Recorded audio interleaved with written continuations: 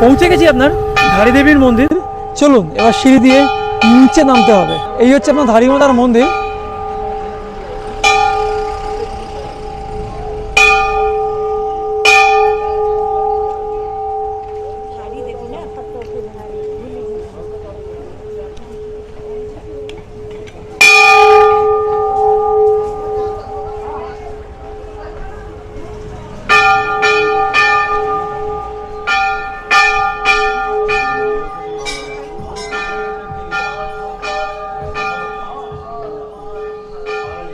এখানে বজরংবলীর মূর্তি আছে।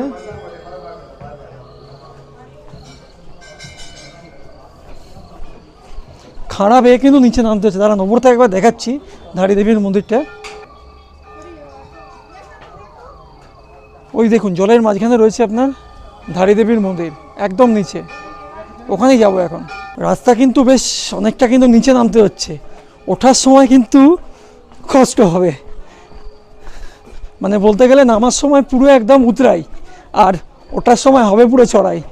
লোকজন কিন্তু ভালোই এসছে, এখানে অনেক লোকের সমাগম দেখতে পাচ্ছি, কিন্তু মন্দির খোলা আছে কিনা সেটা হচ্ছে কথা। চলুন মন্দিরের সামনে গিয়ে আবার কথা বলছি। এখানে আপনার সমস্ত প্রসাদের দোকান রয়েছে। ধারী মাতা মন্দিরে যাওয়ার সময় প্রসাদের দোকান রয়েছে দেখুন। দুপাশ থেকে কিন্তু যেখান থেকে খুশি কিন্তু আপনারা প্রসাদী নিয়ে মায়ের মন্দিরে পুজো দিতে পারবেন।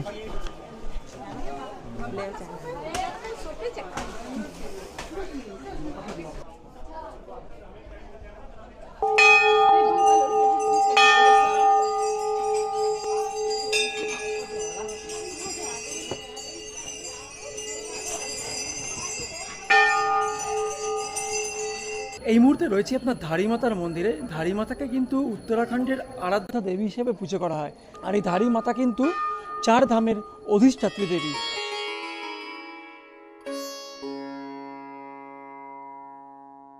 গাড়োয়াল হিমালয়ের মানুষেরা মনে করেন এই ধারী মাতা হলেন গাড়োয়াল হিমালয়ের রক্ষক, আর এই 4 ধামের তিনিই হচ্ছেন রক্ষাকর্তা।